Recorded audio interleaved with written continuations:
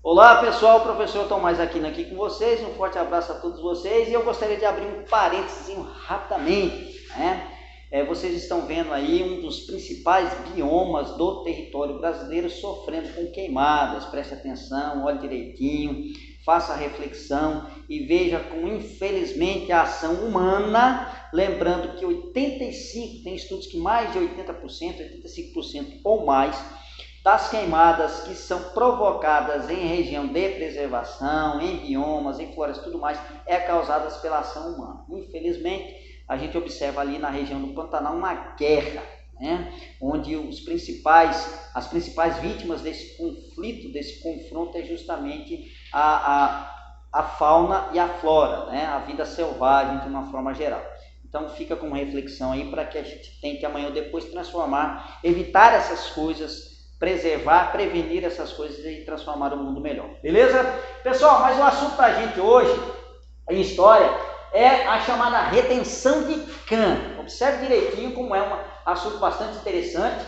E o processo, né, de migração e branqueamento do Brasil ainda no período imperial, mas que vai se prolongar aí até o período da República no Brasil. Prosseguindo, pessoal, para a gente entender um pouquinho sobre esse tema, esse assunto aqui bastante importante. Olha só, inicialmente a gente tem aqui um quadro, né, de Modesto Brooks, né, um artista espanhol, um pintor espanhol, que ele veio para o Brasil, passou um tempo aqui no Brasil e produziu algumas obras. E uma dessas obras dessa daqui é justamente essa daqui, a Redenção de Cã. Né? Redenção de Cã é, digamos assim, uma referência oposta à chamada Maldição de Cã. Observe direitinho, pessoal. Segundo estudiosos, claro, não é a nossa área, né, mas a gente tenta, né, você observa o seguinte: história, geografia, o professor de história principalmente, ele é muito enviesado, ele vai se entrando em todo o caminho e assim por diante.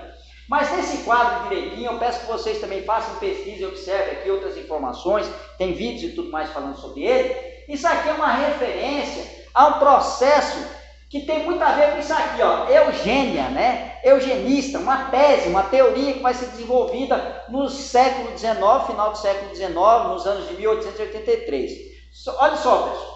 O processo de eugênese, ele quer simbolizar, ele quer representar um branqueamento, um clareamento, uma purificação da espécie, da raça humana, né? Uma limpeza da raça humana. E justamente nesse quadro aqui de Modesto Brooks, ele vai representar essa ideia que vai ser reforçada também por outras pessoas aqui no território brasileiro.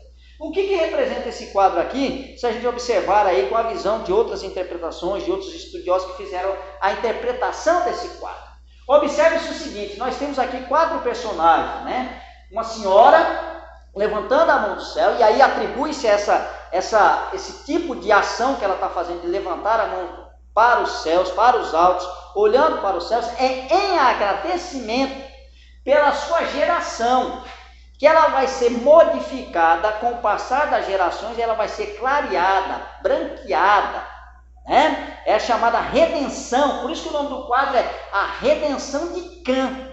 E a gente vai entender quem é esse personagem chamado Cã. Observe o seguinte: a transformação, o clareamento, a purificação, entre aspas, dessa geração começa com ela, né, que é de cor escura, passando pela filha dela, que já começa esse processo de clareamento, que já é uma mulata. Observe o seguinte, que tem do lado dessas pessoas, uma outra pessoa de pele clara, provavelmente europeia, alguns dizem provavelmente portuguesa, que ela vai fazer a miscigenação, a mistura e conseguir realizar o ato de branquear, clarear a criança. Já a próxima geração ela se tornar uma criança de pele limpa, de pele pura. Era essa a ideia daquele momento. Entenda direitinho como é que é a interpretação e a referência desse quadro, dessa obra, desse autor aí. Ok, pessoal? Então, essa é a ideia que muitos estudiosos, né, estudiosos da arte, tudo, eles fazem a representação, a visão, a análise desse quadro. E essa teoria, essa ideia, ela é uma teoria bastante defendida naquele momento, nessa data ali que está no nosso quadro, né? Francis Galton foi o cara que vai defender essa ideia, a teoria, né, a tese da a tese eugenista, ou a tese da Eugênia, que era o seguinte, que aqueles, da mesma ideia que Charles Darwin, principalmente, ele era primo de Charles Darwin, Charles Darwin é aquela pessoa, né, aquele teórico, que ele vai desenvolver a seleção natural, que os organismos mais bem adaptados ao ambiente, eles conseguem sobreviver, e as características dele vão passando de geração em geração. Então, o que acontece? O primo dele, Francis Galton, ele vai defender essa teoria da seleção natural, mas vai adaptá-la a ela aos seres humanos, criando o quê? A ideia de uma raça perfeita. Então, aquelas pessoas, né? O que ele considerava as raças imperfeitas? Seriam aqueles criminosos, né? Que tinham comportamentos ali que não eram adequados, criminosos, indígenas, africanos, e uma série de outras pessoas, né? Desocupadas, aquela coisa toda, deficientes físicos e tudo mais. Ele defendia que essas pessoas eram, digamos assim, os indesejados, que eles seriam eliminados a partir da mistura da raça perfeita, que era justamente a raça branca. Então, essa teoria, esse era o desenvolvimento dessa ideia. Isso aí foi muito adotado, também nos Estados Unidos, se desenvolveu também muito nos Estados Unidos, depois se desenvolveu muito na Alemanha nazista e assim por diante. Na Inglaterra também se desenvolveu essa ideia. Então, era uma ideia, a ideia da eugênia é justamente essa purificação, essa limpeza étnica, social, através da mistura da raça perfeita, que seria justamente a raça europeia, né? Que ela iria branquear, purificar, seria uma seleção natural aí das raças. Ok, pessoal? Então, essa política de branqueamento, ela vai ser implantada também no território brasileiro. O que vai acontecer? Um incentivo à imigração para o Brasil de pessoas, né, principalmente da Europa, vai ser muito grande naquele momento. Ela vai começar ainda no período imperial, no Brasil imperial, mas ela vai se intensificar ainda no período da República. Porque achava-se o seguinte, a população negra no Brasil ela é muito presente, ela é muito constante. E o que se tem que fazer com ela? Tem que fazer uma purificação. E como é que seria feita essa purificação? A vinda de europeus, de pessoas de pele branca aqui, e essa miscigenação, essa mistura iria clarear a população brasileira. Beleza?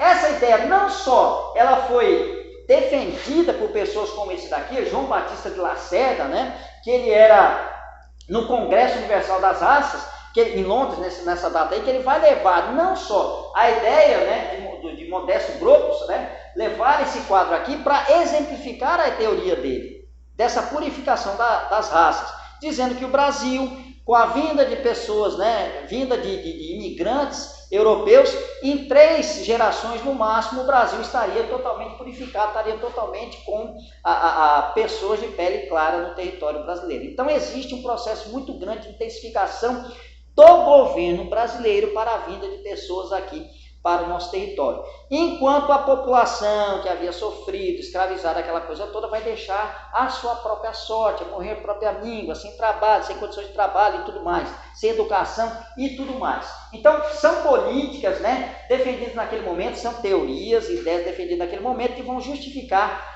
de primeiro momento, justamente essa, digamos assim, essa imigração para o território brasileiro. Uma coisa aqui que eu queria destacar para vocês, essa ideia aqui. O que seria a redenção de Boco, né? A redenção de Cã? Corrija aí, o que seria essa redenção de Cã? Né? Seria uma forma de exemplificar aí a maldição de Cã. Quem foi Cã? Cã foi um dos filhos de Noé. Lembrando que Noé, né, depois do dilúvio, aquela coisa toda, juntamente com ele teve 3 filhos, que vieram na arca, né? Sem, Cã e Jafé. O que vai acontecer? Num determinado momento, conta essa história bíblica, vocês que entendem da Bíblia, né, Rubens que entende da Bíblia, eles vão entender o seguinte, o que vai acontecer? Num determinado momento, Noé vai amaldiçoar um de seus filhos, porque ele dá a ver a sua nudez misturada com a sua embriaguez e tal, aquela coisa toda. E aí ele vai amaldiçoar.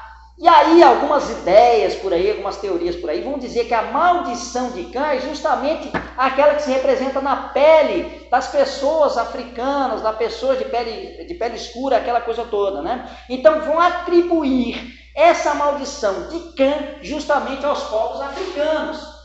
E aí dentro dessa teoria, dentro dessa ideia, eles vão dizer o seguinte, não, vão dividir assim, a formação dos povos, né? Os filhos de Noé serão Sem, Cã e Jafé. Os filhos de Sem darão origem aos povos asiáticos. Beleza? Os filhos de Cã, que será amaldiçoado, dará origem aos africanos. Os filhos de Jafé dará origem aos europeus. Então essa é a ideia que se desenvolveu depois de um tempo depois de desenvolver essa ideia, principalmente no século XIX, se desenvolveu essa ideia aqui, essa teoria aqui, da maldição de Cã, atribuído justamente àquela história bíblica e tudo mais, né? Vai ser refletida, né? E dentro dessa ideia, dessa visão, Modesto Brocos, ele vai desenvolver essa ideia, essa teoria chamada redenção de Cã. Deu para a gente entender um pouquinho, mais ou menos a ideia é essa daqui. Beleza, pessoal? Prosseguindo para a gente entender um pouquinho mais o desenvolvimento dessa ideia. Olha só, baseado em tudo isso aí, vai se desenvolver aquelas políticas de imigração, aquelas políticas que vão atrair aí a população imigrante, principalmente a imigrante europeia, e vai também barrar a imigração de asiáticos no primeiro momento, depois vai vir a imigração aí de japoneses e tal, aquela coisa toda. Mas, de primeiro momento, a imigração que seria bem-vinda para o território brasileiro vai ser a imigração europeia, barrando a asiática e principalmente a africana, porque já existia uma quantidade de africanos.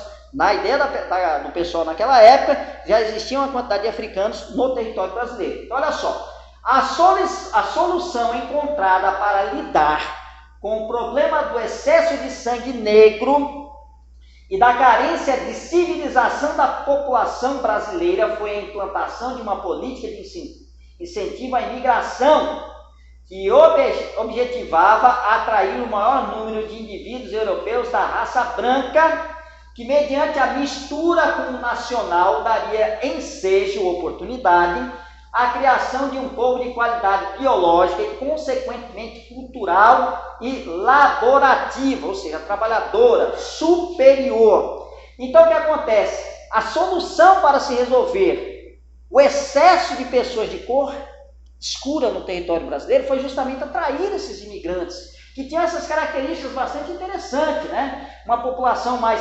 civilizada, mais trabalhadora, ou seja, uma série de vantagens, com qualidade superior biológica. Era uma forma de tentar purificar, embranquecer, qualificar a população brasileira. Isso era a ideia naquele período, naquela época, certo? Viu? Final do século XIX, final do século XIX, início do século XX. Beleza, pessoal? A entrada do imigrante europeu, portanto, garantia a correção dos componentes étnicos que fundaram o Brasil, produzindo um tipo racial brasileiro mais eugênico, porque possuidor de maior quantidade de sangue branco. Então a ideia era essa aí. Aqueles antigos, né, que povoaram o Brasil, que é justamente a raça africana, seria transformado, seria purificado a partir desse momento, dessa entrada de imigrantes da pele branca, né, europeus aqui no território brasileiro. Perceba-se direitinho como era a ideia, né, pessoal? É que a gente tem a imagem, né, para a gente ter uma ideia, para a gente observar direitinho a vinda, né, de imigrantes aqui, imigrantes alemães, vindo para a nossa região, para a região do Brasil. Isso era um incentivo à vinda desse pessoal para cá. Prosseguindo, pessoal, prosseguindo nosso próximo slide, a gente vai observar mais informações. Isso tudo, ele foi uma coisa institucionalizada, ou seja, saiu o governo, ele vai oficializar, instituir até em decreto. Então nós temos aqui um exemplo, é bastante interessante, eu peço para vocês que deem uma observadinha nesse decreto. Tem outras informações, certo? Tem outros artigos aqui que eles vão, digamos assim, possibilitar, dar uma série de vantagens aos imigrantes que virão para o Brasil.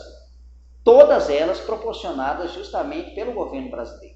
Correto? Olha só, decreto número 528, de 28 de junho de 1890. Lembrando que esse processo de imigração a gente observa lá no final, no período imperial, mas a intensificação dele começa aí, inclusive a base de decretos aí no governo republicano. Olha só, esse artigo aqui ele vai justamente falar sobre essa questão da imigração, sobre a atração, quem pode, quem não poderia, quem era o bem-vindo ao território brasileiro, às terras brasileiras, e com as vantagens que quem viria receberia, aquelas pessoas que incentivassem a vida também receberiam, né? Tudo isso aqui está nos artigos subsequentes a essa daqui. Aí por isso que eu peço que você faça essa pesquisa. Olha só, mas destacamos esses 3 primeiros artigos que vão identificar as pessoas que eram bem-vindas e as que não eram bem-vindas à entrada aqui no nosso território. Olha só,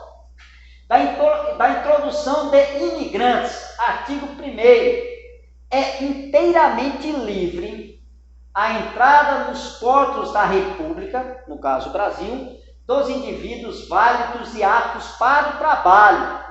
A vadiagem também era considerada, segundo a Eugênesis, um mau costume, um vício, uma falha biológica, digamos assim. Que não se acharem sujeitos à ação criminal ao seu país, também, a criminalidade também era considerado algo que não era da raça pura, ok? Excetuados, ou seja, excetos, excluídos os indígenas da Ásia, ou seja, os povos asiáticos, ou da África, que somente mediante a autorização do Congresso Nacional do Brasil, poderão ser admitidos de acordo com as condições que forem então estipuladas. Então a entrada de asiáticos e africanos aqui no território brasileiro só poderia entrar com consentimento do Congresso e mediante algumas situações estipuladas pelo Congresso. Então, ou seja, não eram bem-vindos os índios, né, os indígenas asiáticos que eles falam, né, os povos asiáticos e os povos da África. Agora os outros sim, eram bem-vindos, ou seja, os europeus, né? Artigo 2º, os agentes diplomáticos e consulares, ou seja, pessoas representantes do território brasileiro, do governo brasileiro, né, como os cônsules, né, os diplomatas, né, que estão fora do país, que eles vão representar os interesses nacionais, eles deveriam comunicar aqui ao Estado brasileiro a vinda, o embarque de pessoas indesejáveis, que eram aquelas que foram citadas, asiáticos e africanos, embarques que viessem para o território brasileiro, que deveriam ser barrados ao chegarem aqui. Olha só, os agentes diplomáticos e consulares dos Estados Unidos do Brasil obsterão, pelos meios a seu alcance, a vinda, impedirão pelos meios de seu alcance a vinda dos imigrantes daqueles continentes que a gente falou, asiático e africano, comunicando imediatamente ao governo federal pelo telégrafo quando não o puder evitar. Se caso ele não conseguisse barrar a entrada, a vinda desses imigrantes indesejáveis aqui no nosso território, ele deveria comunicar às autoridades brasileiras que estavam chegando esse tipo de gente aqui. Entendeu? Deu para pegar a ideia, né? Deu para pegar a dimensão da coisa como era. Artigo 3º. A polícia dos portos da República impedirá o desembarque de tais indivíduos, bem como dos mendigos e indigentes. Então, olha só. Então, existia uma série de situações aqui, qualificando quem era, as pessoas que deveriam vir para cá, e quais as pessoas que não deveriam vir para cá, e as ações, as medidas tomadas para impedir que essas pessoas chegassem até o território brasileiro. Então, você vê, isso aqui é um decreto, né, onde ele vai ser a instituição da política de imigração no território brasileiro. Aqui, além desses artigos aqui, nós temos uma série de outros artigos aqui, falando sobre os benefícios da vinda do imigrante, daqueles que promoverem a vinda dos imigrantes, como as punições que serão impostas àqueles que facilitarem a vida dos povos indesejados, vamos dizer assim, que serão os africanos e os asiáticos naquele momento.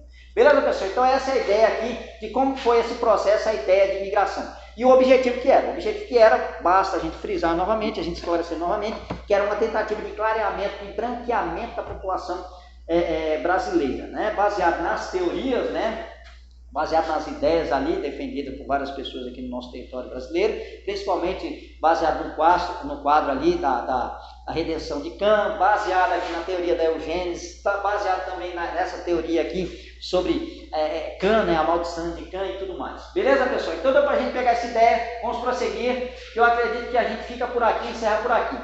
Bom, é isso, pessoal, é apenas a ideia para a gente entender como foi o processo de política de imigração aqui no território brasileiro e qual o objetivo que tinha esse processo de imigração, né, essa política de imigração aqui no território brasileiro. Ficamos por aí, exercício da semana passada, vamos corrigir agora, né? O que foi a questão militar? Foram desentendimentos entre o governo imperial de Dom Pedro II, que não valorizava os militares, os quais defendiam a causa abolicionista e a implantação da República no Brasil.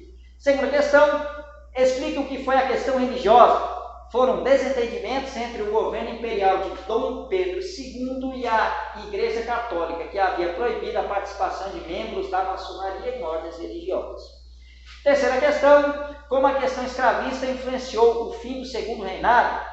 Com a abolição da escravidão, o governo imperial perdeu seu último grupo de apoiadores, os grandes produtores de café que passaram a apoiar a causa republicana. Beleza, pessoal? Prosseguindo, exercícios dessa aula para a próxima aula. Olha só, o que podemos entender com a obra de redenção de Kant, de Modesto Brooks? Segunda questão, o que foi a teoria da eugênia? Terceira questão, qual a solução encontrada para lidar com o problema do excesso de sangue negro e da carência de civilização da população brasileira? Quarta questão, segundo o decreto número 528, de 28 de junho de 1890, quem estava apto e quem seria proibido de entrar no Brasil? Beleza, pessoal? Deu para a gente pegar a ideia? Prosseguindo. E aí fica essa mensagem para a gente: todos os dias faça um pouco mais do que você acha que consegue. Beleza? Nossos referenciais. Fiquem todos com Deus, um forte abraço e até a nossa próxima aula. Valeu!